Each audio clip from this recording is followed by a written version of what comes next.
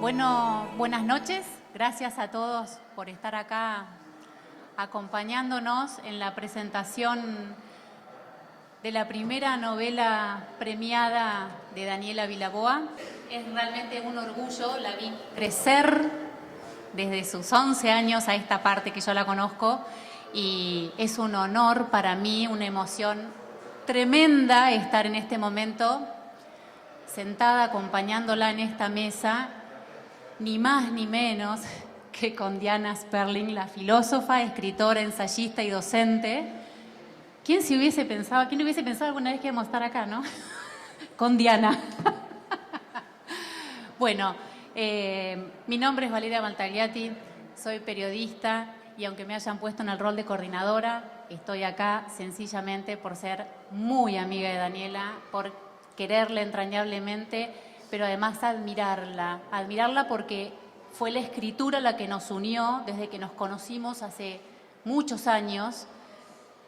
La escritura nos salvó en más de una ocasión de muchas cosas. Nos escribíamos por carta y nos contábamos cosas que quizás no nos animábamos a hablar personalmente.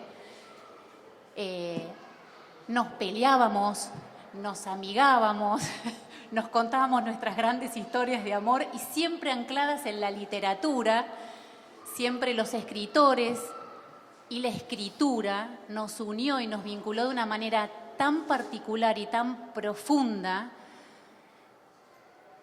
que hace que hoy esta señora que está sentada acá, que desde muy chiquita se dedicó a escribir, haya podido finalmente hoy sacar a la luz su primera novela y que haya sido premiada ni más ni menos que por el Fondo Nacional de las Artes.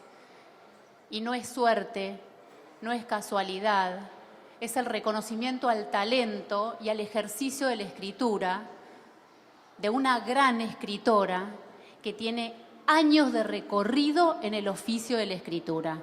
Daniela, te felicito, te cedo la palabra y preséntate a tu público. Gracias. Me hiciste llorar, tonta. Bueno, gracias a todos por estar acá, por haber venido.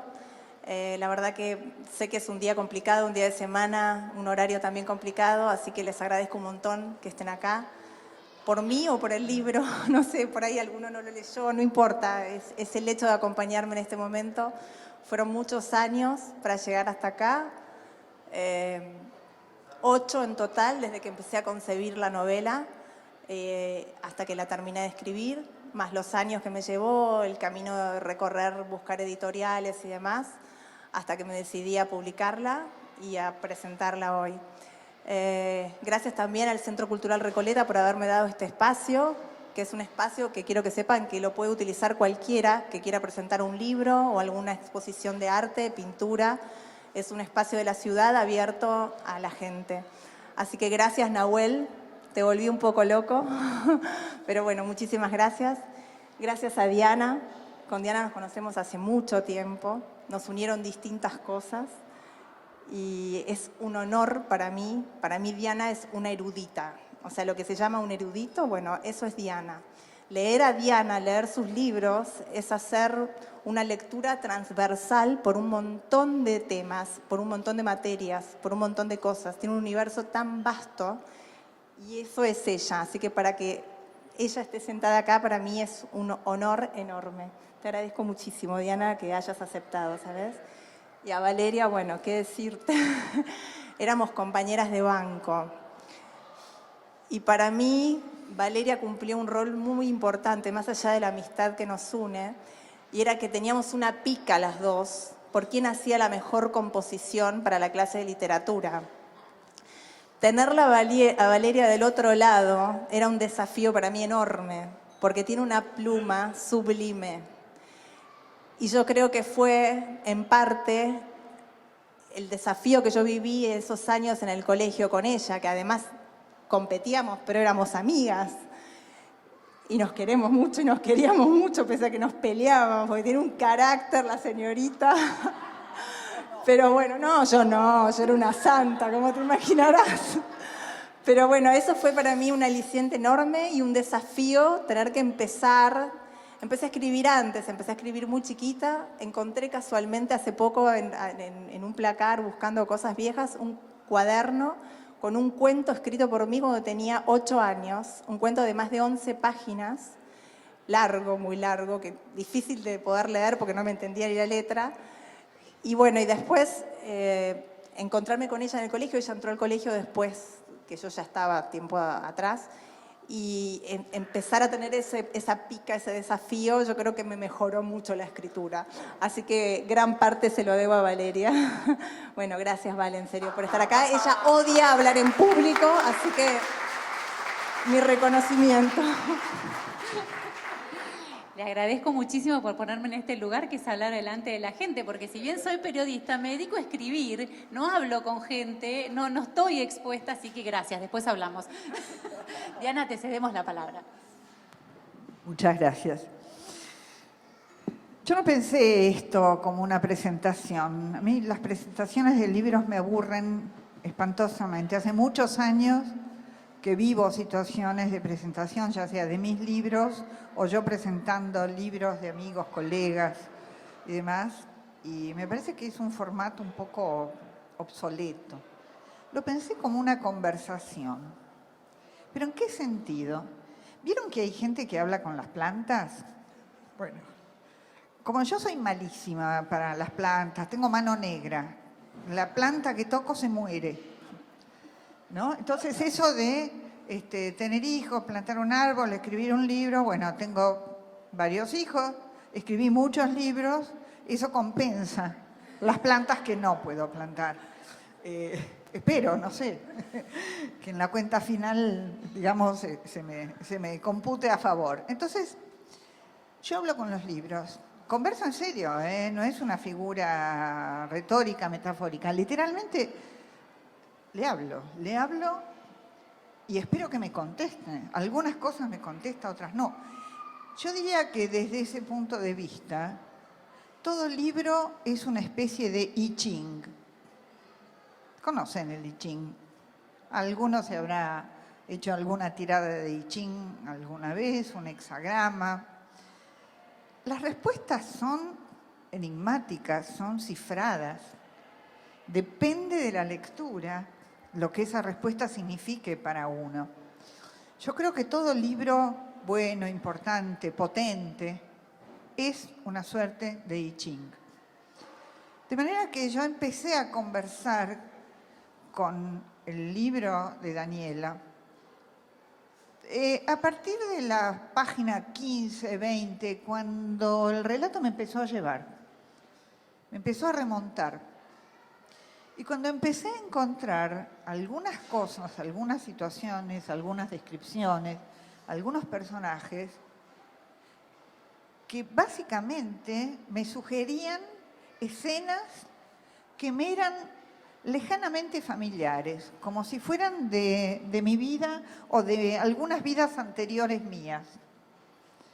Sin spoilear, porque no tiene gracia que yo les cuente demasiado, pero por ejemplo, mi iniciación amorosa, esto es una confidencia, no se lo cuenten a nadie, mi iniciación amorosa con mi primer novio en serio de la adolescencia fue en un laboratorio de fotos. Mi novio era fotógrafo. Cuando yo leí una escena clave en la novela de Dani, dije, esta chica conoce mi historia. Entonces, por un lado eso.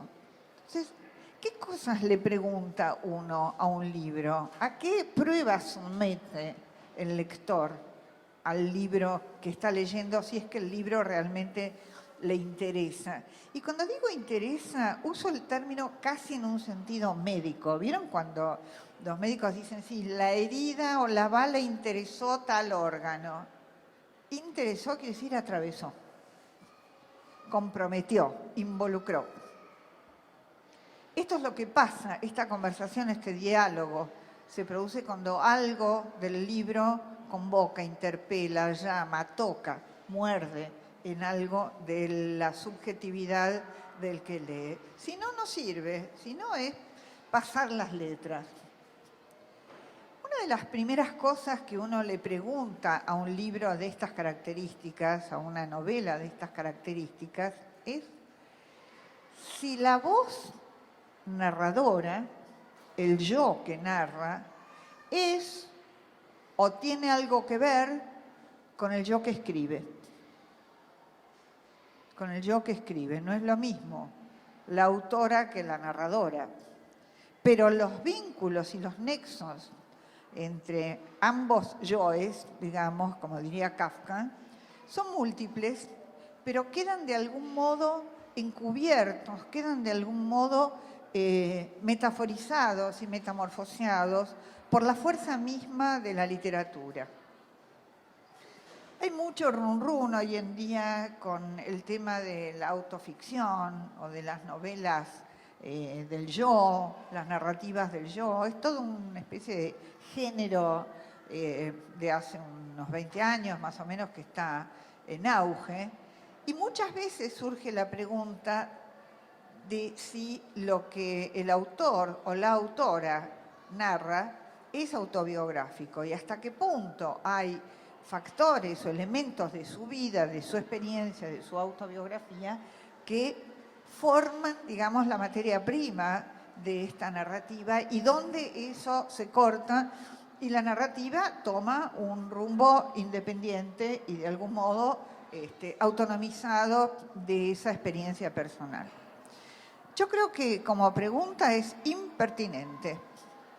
A mí no me interesa nada qué relación tiene el yo de la autora con el yo de la narradora, porque lo único que interesa en la literatura es la forma. La experiencia, siempre hay algún tipo de experiencia personal que muerde, que ancla en el texto. La experiencia es una materia prima informe, como diría Aristóteles. Es una plastilina que las palabras tienen que modelar. Si ese trabajo no se hace, y no se hace con el arte, y con la finura, y con la sutileza, y con la laboriosidad que es necesario, entonces no sirve como novela, servirá como catarsis, como desahogo, como testimonio. Pero aún en el caso del testimonio, ustedes saben que a partir de los hechos terribles ocurridos en el siglo XX, el así llamado siglo de los genocidios, surgió un género en sí mismo, un género literario nuevo, que es el género del testimonio. Primo Levi, Jorge Semprún, en fin, todos los que han escrito sobre la Shoah o sobre otros terribles acontecimientos de guerras, de genocidios y demás, dieron testimonio a través de sus libros. Cuando uno se mete con esos textos, es muy interesante esto, ¿no? Cuando uno se mete a fondo en esos textos, empieza a darse cuenta de que lo narrado como contenido es secundario a cómo está narrado. Si esa experiencia, por más terrible y traumática que sea, está mal escrita, el libro se abandona. El libro se deja y no me interesa, y no me involucra, y no me incumbe, y no me convoca. Entonces, hay algo de lo testimonial o de lo experiencial o de lo vivencial que está todo el tiempo justamente, más que la pura fantasía, digamos, ese material vivencial o entre comillas realista, es el que más pide la labor literaria.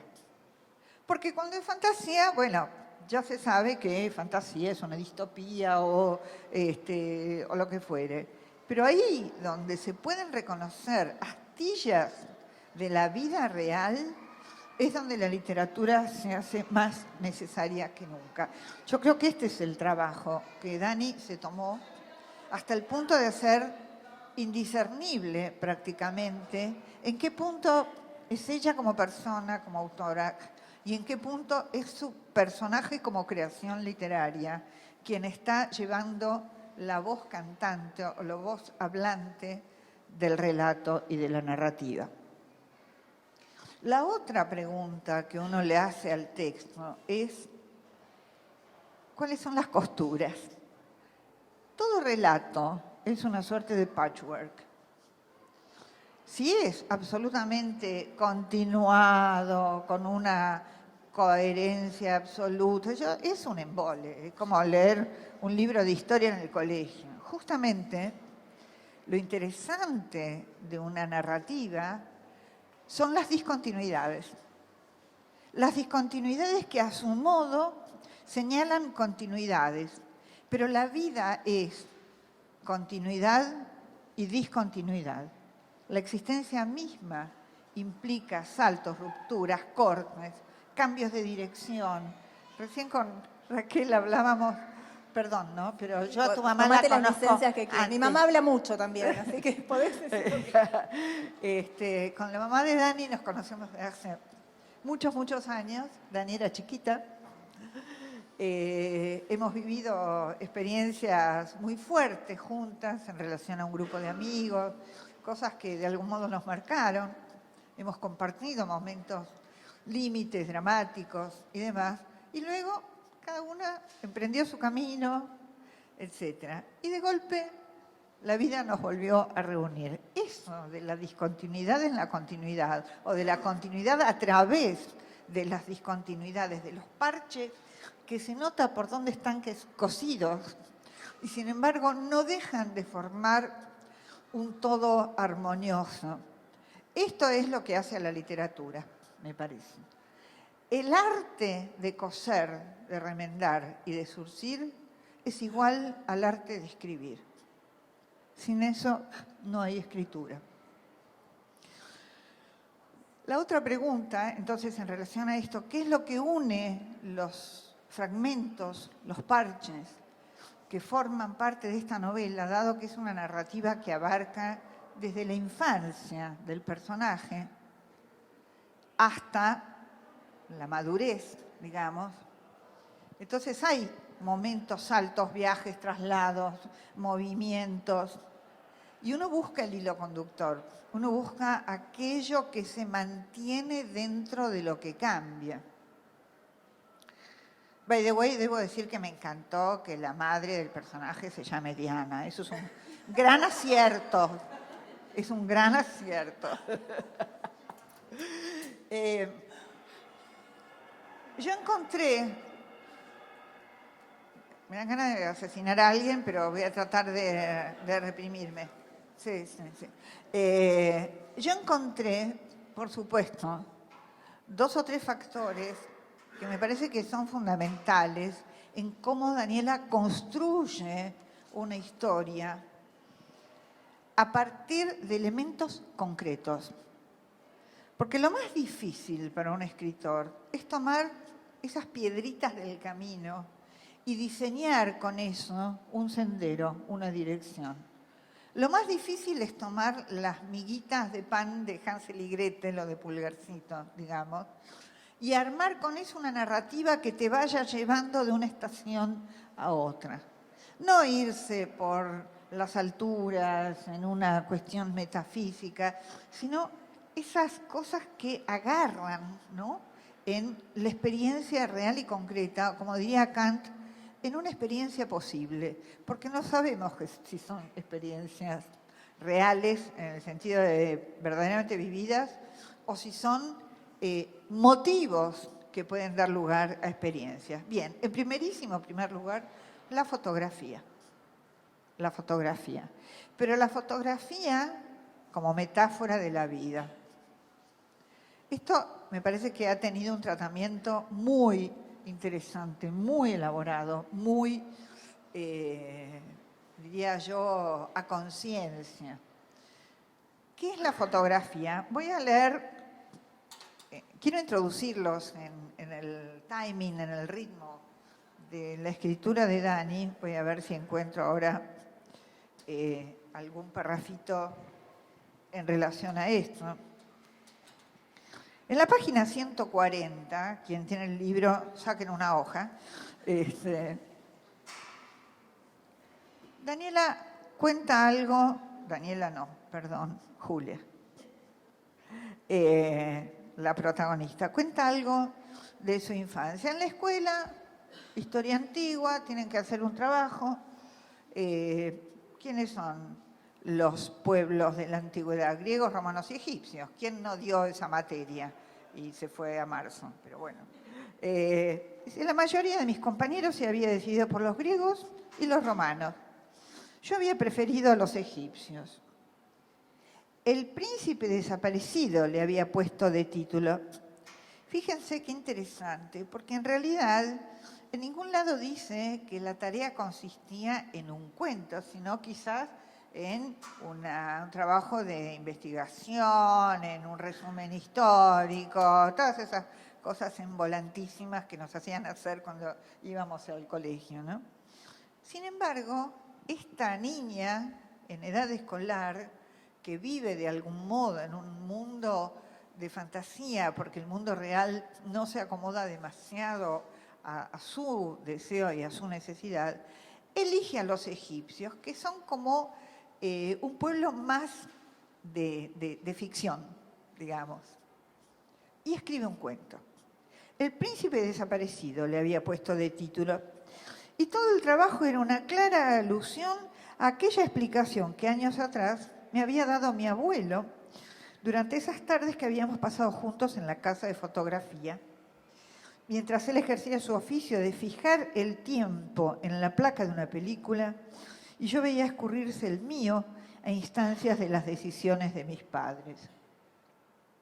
En vez de ocuparme de describir la organización social, la religión o la arquitectura del antiguo Egipto, se me había ocurrido narrar en forma de cuento la historia de un joven príncipe que fallece de manera imprevista en un viaje y sus ayudantes deben procurar lo imposible por conservar el cuerpo durante el trayecto a la ciudad para llegar a tiempo a que sea embalsamado y su figura tallada en piedra. Ese arte de preservar el aspecto físico de las personas y de crearles dobles a través de la escultura, más allá de su muerte, lejos de parecerme tétrico, se me representaba tranquilizador. Desde que había escuchado a mi abuelo explicarme lo que para él marcaba el inicio de los orígenes de la fotografía, había pensado en ello varias veces, aunque no había ampliado mis conocimientos porque nadie me había vuelto a hablar del tema. Cuando nos mandaron a hacer el trabajo en el colegio, enseguida me vino ese recuerdo. Esta asociación entre la momificación, las esculturas que reproducen el aspecto del rey o del príncipe muerto y la fotografía, yo creo que es una de las claves que organiza toda la narrativa. Hay una temática con el tiempo y con la imagen y con la figura y con lo que se va desdibujando entre la luz y la sombra. Esta compulsión, digamos, a detener el tiempo en una imagen, pero que no es nada simple, porque al mismo tiempo exige entrenar la mirada para poder distinguir qué es lo que se ve, qué es lo que queda fuera de campo, qué es lo que queda fuera de foco, y cómo, a pesar de que eso parece una imagen congelada, exige un trabajo que va evolucionando con el tiempo, porque uno aprende a mirar la fotografía de una manera diferente a través de las distintas edades. Entonces, yo diría, en algún sentido, la escritura es para Dani algo cercano a la fotografía. También tiene ese discurrir del tiempo que queda de algún modo atrapado en algunos intersticios, en algunas imágenes, en algunas escenas, en algunos flashes, pero que a la vez, a medida que va pasando el tiempo, se va deconstruyendo y se va resignificando, casi diría como las figuras de un caleidoscopio. No quiero ocupar mucho tiempo, simplemente voy a leer una oración que a mí me pareció hermosa, que puse en Facebook. Mucho más adelante, ya la Julia adulta, después de haber atravesado muchísimas experiencias, algunas de ellas muy dolorosas, otras muy regocijantes, pone: amanecí 1 metro corrida de mí. Está fuera de foco. Y pensé en la película de Woody Allen, no me acuerdo cuál, ¿cómo se llama? Donde Alan Alda, el actor fetiche, uno de los actores fetiches de Woody Allen, está fuera de foco durante toda la película.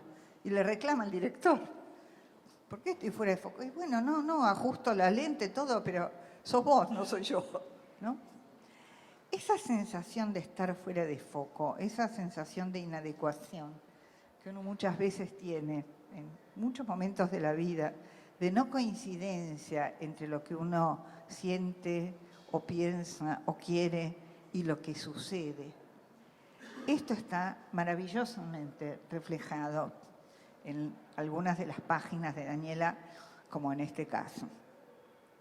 También, y con esto voy terminando, también en esta conversación íntima que tuve con el libro y que ahora estoy ampliando y compartiendo para incluir a todos ustedes, también le hago reproches, también le hago reproches al libro.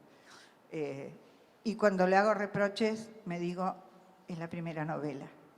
Es la primera novela y tiene todo el derecho de tener cosas a perfeccionar, a mejorar, a trabajar, a darle otra vuelta de tuerca, a reconsiderar y a seguir avanzando en este camino que la verdad, como el camino de la escritura, igual que el camino del arte o de cualquier tarea en serio y comprometida que uno emprende en la vida, no tiene un punto de llegada, tiene un arduo transitar en el cual hay que estar todo el tiempo atento o atenta a aquellas cosas que en ese momento me parecieron fantásticas y quise decir todo, pero a lo mejor había que sustraer o a lo mejor había que ahorrar o a lo mejor había que dejar más en suspenso o en el enigma. Esto es parte de un proceso de aprendizaje, es parte de la pasión inocultable que tiene Daniela con la escritura y que seguramente le augura un camino sumamente promisorio y de muchas satisfacciones. He leído la novela con muchísimo placer, hasta a veces con recriminaciones de mi marido, apaga la luz, 3 de la mañana. Así que yo le dije que hable con vos, pero les recomiendo de verdad, porque ¿saben qué tiene esta novela? Es verdadera. Es verdadera. No trata de engañar, ni de vender, ni de ser un bestseller, ni de ponerse en un lugar que no es el de lo entrañable, el de las vísceras, el de una escritura absolutamente ligada a la vida, a la existencia, a las preguntas y aquellas cosas que nunca terminaremos de resolver, pero que nos siguen inquietando y que vale la pena seguir trabajando. Muchísimas gracias.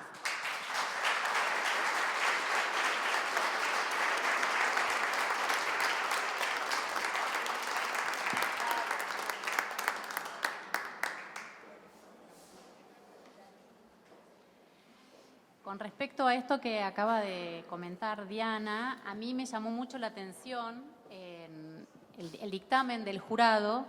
Dice, entre su dictamen, dice, es un relato cuidado, emotivo, que prescinde con inteligencia de excesos sentimentales para ofrecer una historia con perfiles originales. Y creo que esto es algo de lo que vos hablabas recién, es visceral, realmente es visceral sin caer en ese lugar, vamos a decir lugar común y a veces un poco molesto en el que cae últimamente la literatura de usar a veces un lenguaje para caer en lo visceral y en lo emotivo un tanto displicente.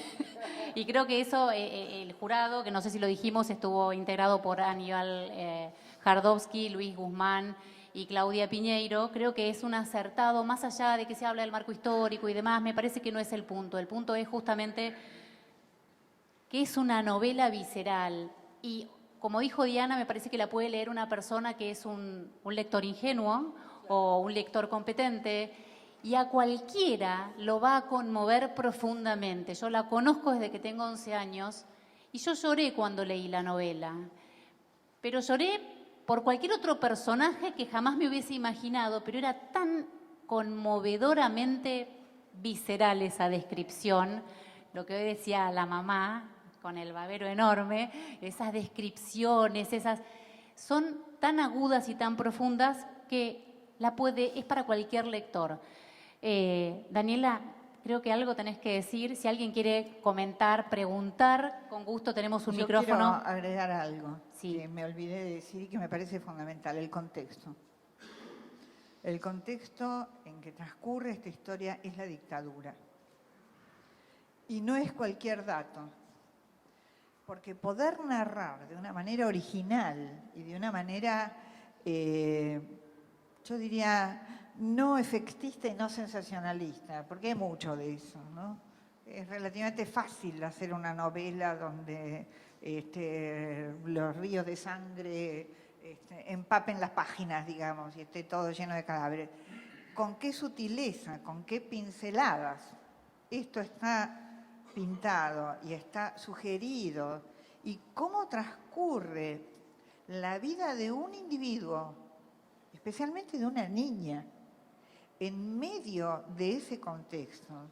Yo creo que este es uno de los valores fundamentales, es decir, cómo lo social atraviesa lo individual y cómo lo individual permea lo social. ¿Y cómo hace cada uno? Digo esto de nuevo volviendo al tema de lo testimonial y la Shoah, que es un tema con el que yo personalmente estoy involucrada y comprometida, trabajo con eso, ¿no? Cómo cada uno cuenta algo distinto desde su lugar, desde su pequeño, mínimo cuadrado de tierra, desde donde ve y de algún modo da testimonio de algo, de un acontecimiento que involucra a toda una sociedad. Poder hacer esto requiere de una finura y de un uso del color, del matiz. Lo digo en términos casi pictóricos y fotográficos, ¿no? Sin explicitar, pero sugiriendo ese clima, ese ruido de fondo, esa sombra que se cierne sobre la vida de todas las personas que están atravesando estas páginas. Bueno, ¿puedo decir algo? Sí, por supuesto. ¿Me dejás, Valeria? Sí. No quiero hablar mucho igual. Como dicen los abogados, como dicen los jueces que hablan por sus sentencias, bueno, el libro habla por sí mismo, pero en relación, gracias por lo que decís, Diana, porque me parece que tanto una como otra han mejorado mucho la novela, pero es muy acertado para mí, desde la perspectiva de haber escrito la novela, el abordaje, porque a mí lo que me interesaba era que el contexto histórico fuera como un ruido de fondo, que presionara, pero que no se lo viera, un fuera de campo en términos de la fotografía. Cuando uno ve una foto, ve una imagen y nunca puede ver el fuera de campo. El fuera del campo uno lo puede intuir, como cuando uno va al cine, el fuera de campo no se ve. En el teatro sí, el artificio está a la vista. Cuando uno va a un teatro y está en un escenario, el actor, los actores en escena, el artificio es tan palpable. A mí el teatro me produce como cierto escozor por momentos porque muestra el artificio. El cine no. El cine para mí está muy pegado a la fotografía, si bien mi pasión por la fotografía es anterior a la pasión del cine, pero bueno, están como muy imbricadas. Y yo quería que la novela tuviera un sustento que fuera por debajo de la historia que uno puede leer, y es la fotografía, exactamente como un pasaje entre la inocencia y el despertar, el poder darse cuenta de las cosas. ¿Por qué? Porque además está estructurada de forma tal, en capítulos, analógico, hace alusión a la fotografía analógica, a esa fotografía que sacábamos con la cámara, con rollos, que no existe más. La Polaroid, que fue un proceso que apareció después como muy moderno, que tiene que ver con la inmediatez de la imagen, de poder ya verla y sin esperar el proceso de revelado. Y lo que es hoy la fotografía digital, que es un bit de computadora, muy lejos de lo que es la concepción de la fotografía originalmente, que era un proceso alquímico, donde había un revelado, donde había líquidos. Hay una frase que es de un crítico de cine que se llama André Bazin, es un francés, que a mí siempre esa frase me quedó como adentro y yo dije, algún día voy a hacer algo con esto. Y bueno, ahí está la novela, pero la frase es que la fotografía es una huella de lo real, una huella. Y a mí siempre me quedó eso como el proceso de la fotografía analógica, que está como mucho más cercano a capturar la realidad. La fotografía digital no, la fotografía digital es una construcción de un bit de una computadora, con lo cual ese contacto con lo real se pierde. Y no solo se pierde el contacto con lo real, sino que también se pierde porque hay mucho de la construcción. Uno puede ponerle mucho del artificio a la fotografía. Ustedes saben perfectamente lo que es el Photoshop. O sea, uno puede construir la imagen, deja de ser una fotografía y pasa a ser una imagen, lo que hoy todos actualmente accedemos y vemos y sacamos fotos familiares y demás. La fotografía para mí tenía algo místico, una cosa, un halo de algo que se perdió.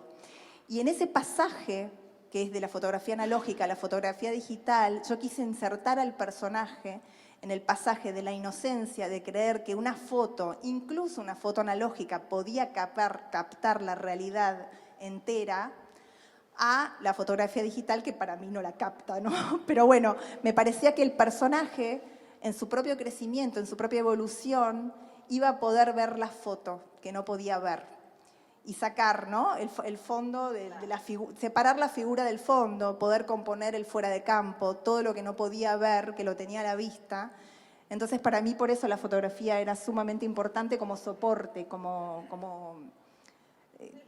la metáfora del abrir los ojos del personaje, que había tenido una realidad frente a sus ojos sin poder ver, y que solo a partir de comprender este pasaje, este salir de la inocencia, que en parte me parecía que tenía que haber algún personaje que pudiera llevarla con eso, que un poco es el abuelo que cumple esa función, porque el abuelo es el que la introduce con la fotografía.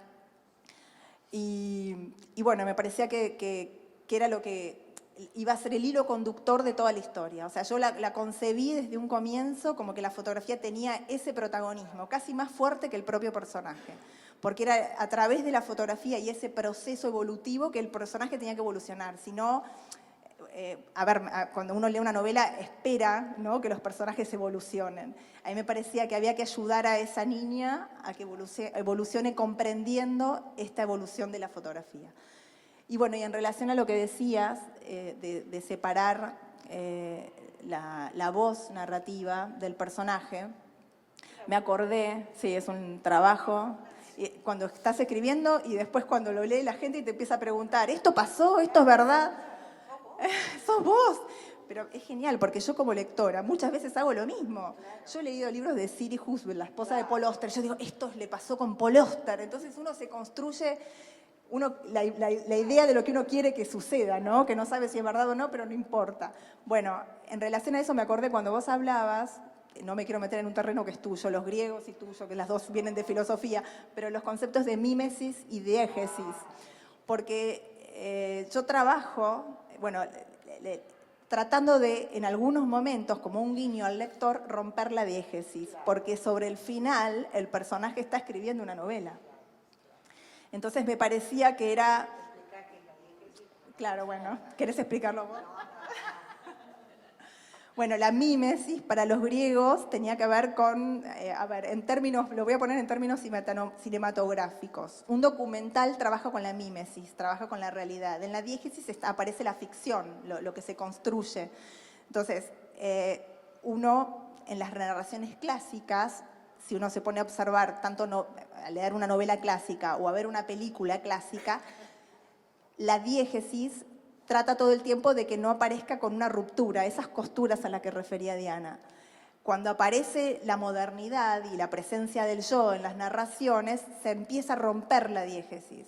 Entonces, a mí me parecía bueno, en algún momento, jugar con eso para engañar un poco más al lector y que se quede con la duda. ¿Es ella el personaje? ¿No es? Bueno, no soy yo el personaje, pero sí me parece que está bueno lo que vos decías, que yo partí de mí, obviamente, por supuesto, los que me conocen saben que hay algo de mí ahí, hay parte de mi historia. Partí de mis obsesiones. Y yo creo que toda persona que escribe parte de sus obsesiones. Mi obsesión era el tema de la inmigración por mi propia historia.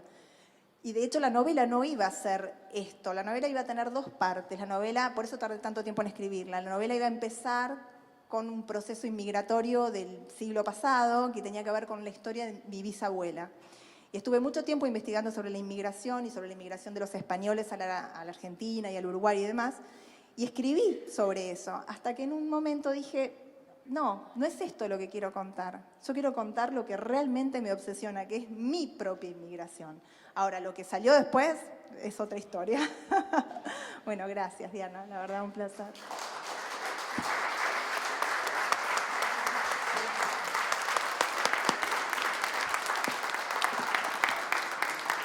Bueno, vamos a aprovechar este momento. La gente que quiera hacer alguna pregunta. Les pregunto a las tres una pregunta que ya le hice a Daniela cuando estaba en el proceso de escritura. Si uno escribe para uno o pensando en un determinado lector. Yo escribo lo que me gusta leer a mí. Esa es la verdad. Mi pasión primero, para mí es leo, luego escribo. Empecé leyendo muy chiquita. La culpable fue mi mamá, que me llevaba de muy chiquita a comprar libros cuando yo todavía no sabía leer y me los leía ella. Después lo tomó la posta mi papá y yo pasé de los libros de esos infantiles a leer a Tolstoy, Dostoyevsky, sin nada en el medio. Pero porque, bueno, leía los libros que había en mi casa. Entonces, mi pasión viene de la lectura. Trato de escribir lo que a mí me gusta leer. No sé si lo logré, pero bueno, trato de partir desde ahí. Del lector soy yo misma, con lo que a mí me gusta leer. Yo quiero decir algo con respecto a eso. Yo no soy yo cuando escribo. Digo, hay algo de la división subjetiva que se pone en juego, ¿no? Cuando Flaubert dice Madame Bovary soy yo, ¿no? Hablando del yo narrativo, ¿cómo Madame Bovary soy yo? ¿Qué te pasa, loco? Sos esa mina que va en la carreta volviéndose loca por todos los tipos, qué sé yo, ¿viste? O sea, eso ya es ficcional. El yo que escribe es ya una construcción ficcional. Entonces, cuando uno dice escribo para mí, ya ahí hay literatura, porque es el lector, que es uno mismo o una misma, ya no es el yo de carne y hueso personal, individual de la vida. Del 100 al 10, o del 10 al 100, ¿cuánta profundidad tiene el libro? En este caso, depende naturalmente del lector. El lector es el juez, es el jurado del libro en el momento que lo lee. Y así como puede apreciarlo, puede también despreciarlo, puede sentirse feliz o incómodo y no es matemático. Alguien puede darle 100, alguien puede darle 1 y en ese espectro está la definición de cada uno. Es muy difícil calificarlo en números. Numerología, bueno,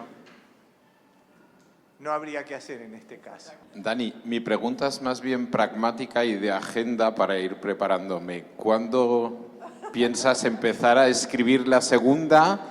Que supongo que ya estás procesándola en tu mente. Y como nos has dicho que la historia de tu bisabuela no la querías escribir, pero yo sí que la quiero leer, pienso que es una buena idea. Quizás que la tomes de nuevo como inicio y que luego se desarrolle en otra dirección, pero volveremos a verte pronto. Bueno, presentando. podés mandarme si querés un borradorcito, ya que veo que tenés un poco elaborado el tema. Es verdad, el borrador lo tengo desde hace 5 años de esta. Es cierto, Ahora leeré el debo original. confesar que Daniel, cuando yo estaba escribiendo la novela, él vive en Basilea, en Suiza. Pese a que el tono viene de Asturias, pero él nació en Suiza.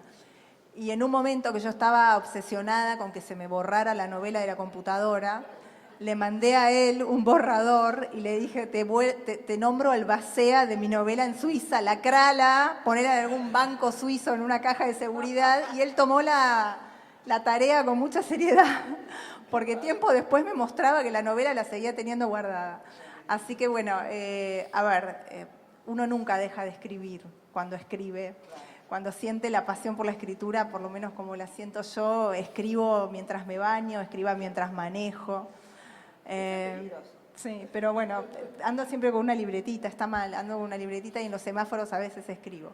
El proceso para la segunda novela me está llevando tiempo, no le puedo dedicar el mismo que le dedicaba a esta. Pero ahí está, y tiene un poco que ver no con mi bisabuela, sino con mi tarea, mi otra profesión, que es la de abogada. Tiene que ver con los procesos. Yo hago familia, para los que no saben, y uno cuando hace familia está muy en contacto con los problemas de la gente, los problemas reales. En general, uno trata con el material, son las disoluciones matrimoniales y las familias que terminan disolviéndose. Y recibo mucho material de lo que escucho en mi estudio, y me parece que hay una beta muy interesante para explorar desde la literatura, que tiene que ver qué pasa con todo lo que la ley no dice cómo resolver cuando una pareja se disuelve. Porque la ley dice qué hacer con los bienes, pero nadie dice qué hacer con los amigos en común, con el restaurante a donde se iba a comer. Y observo tanto a la gente pelear por cosas materiales y no tener respuestas para esas cosas inmateriales, que también hay que encontrarles una solución con la vida misma, aunque la ley no lo dice, ¿no? Entonces, bueno, quiero tratar de trabajar eso, quizás poniéndole un poco de humor, porque como es algo doloroso y justamente no me gusta caer en excesos sentimentales cuando escribo, soy en ese aspecto, trato de ser bastante pudorosa desde el punto de vista narrativo, tratar de abordar esos temas que son duros desde algún ángulo. Voy a encontrar la fotografía de esta novela, ya la encontraré para la otra. No sé cuál será el tema, pero bueno, ahí estará. Yo te quería preguntar algo, justamente recordando mientras leía, en algún momento se me apareció que sos abogada. Algo de la ley se me cruzó. Bueno, yo me dedico al tema de la ley, vos sabés, de la filosofía. Y la luz sobre las cosas, en algún momento tuve yo un lapsus y a alguien le estaba contando que estaba trabajando con tu texto y dije, la ley de las cosas. Mirá, esas cosas, viste, el inconsciente habla y mandalo a callar, viste. Y me acordé de, bueno, una corriente dentro del derecho que a mí me interesa muy especialmente, que es Law and Literature, ley y literatura, ¿no? Es una corriente contemporánea que nace, digamos, se extiende en Francia básicamente, donde sus cultores dicen que el derecho se construye en base a narrativa. Porque es una ficción el derecho. Claro, porque cuando un fiscal hace una acusación, tiene que construir un relato del hecho. ¿Se acuerdan de 12 hombres en pugna?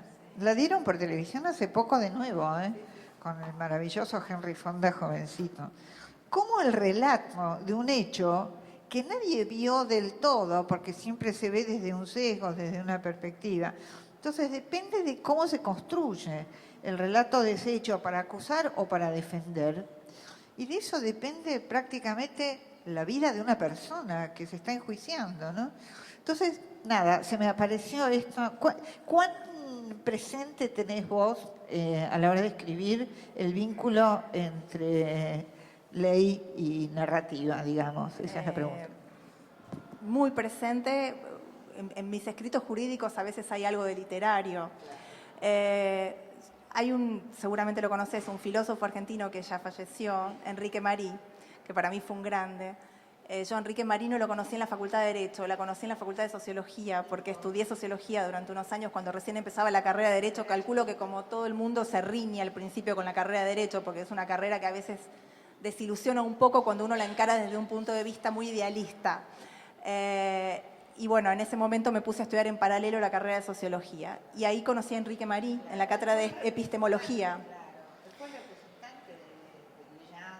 Sí, seguro, sí, tiene muchos libros escritos sobre el tema. Y Enrique Marí decía que en un juicio, el final del juicio es una sentencia, ¿no? Y la sentencia solo se puede comprender cabalmente por todo lo que deja fuera, por todos los discursos que están fuera de lo jurídico, son los que coayudan a poder entender una sentencia, el discurso psicológico, los periciales y demás, que a veces no están, y que el discurso jurídico necesita sacarlos, pero que para poder comprender el verdadero sentido de una sentencia hay que poder sumarlos, esos discursos. A mí eso siempre me pareció súper interesante. Moi Pierre Rivière. Leímos los mismos libros, Diana. Sí, Moi Pierre Rivière es justamente el artículo que él toma. Sí. Hay una relación y la tengo muy internalizada. Y la tengo internalizada no solo como escritora, sino como abogada, porque me pasa también que se me cuela algo de eso en los escritos, el discurso más literario. Y estaba pensando en esto de que el autor, si es celoso de su obra, ¿estás preparada para que como lectores nos apropiemos de tu obra y la resignifiquemos? Bueno, sí, me parece que casi que es lo mejor que me puede pasar, porque yo necesitaba que este libro se desprendiera de mí. De hecho, cuando salió impreso no lo volví a leer más. O sea, para mí el libro ya era una etapa de mi vida que ya estaba fuera, que necesitaba darle el cierre con este momento, pero que era algo que ya no estaba dentro mío, como estuvo durante muchos años que yo conviví con esos personajes, con esa historia y demás. Y a partir de que se publicó y gente que me conoce lo empezó a leer y empecé a recibir mensajes, amigas, gente muy cercana que lo estaba leyendo y me mandaba mensajes y me decía, no puedo creer la página tal, estoy llorando. Me sorprendió que me dijeran estoy llorando, porque justamente yo intenté ser muy cuidadosa de no caer en sentimentalismos. Yo no lloraba cuando lo escribía y trataba de que no se trasluciera nada que pudiera el lector pensar, ay, esto lo puso para emocionarme. Y entonces me sorprendió lo que generó en algunos lectores, no sé en todos, ¿no? Pero bueno, la gente que me lo transmitió. Y dije, qué bueno que para cada uno el libro haya disparado cosas diferentes que lo que me pudo haber disparado a mí el escribirlo. De hecho, una amiga de toda mi vida, una íntima amiga que vive en Uruguay, lo leyó y cuando terminó me llamó por teléfono llorando y me dijo, ahora resignifico toda nuestra amistad, porque me doy cuenta para vos el significado que tiene Uruguay y que yo creo que nuestra amistad debe haberte pesado mucho el hecho que yo sea uruguaya. Y le digo, mirá, la verdad, no. Pero bueno, me pareció buenísimo que a ella le haya disparado eso. O sea, me parece que uno escribe y tiene vida propia y cada lectura es propia y con la impronta de quien lo lee, que no es la misma que de la que lo escribió. Un pequeño detalle, no es una pregunta, sino tú dijiste 2 profesiones. En realidad es la profesión de abogada y la pasión de la escritura. Es cierto. Pero me parece que tomármelo solamente como una pasión no me va a llevar a poder seguir avanzando y poder escribir otros libros. Creo que es la frase esa típica, que no sé ni quién la dijo, del porcentaje de inspiración y todo lo demás es el trabajo. Entonces me parece que hay que tomarlo como es un oficio, exacto. Sí. ¿Alguien que se haya quedado con ganas de hacer una pregunta y no se animó? Vuelvo, no tengo problema, ¿eh? ¿No? Bueno. Felicitaciones.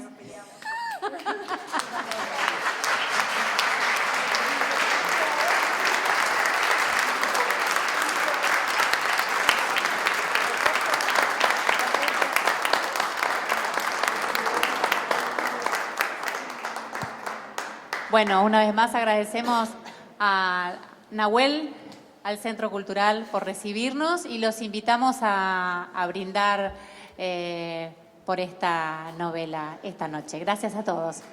Gracias.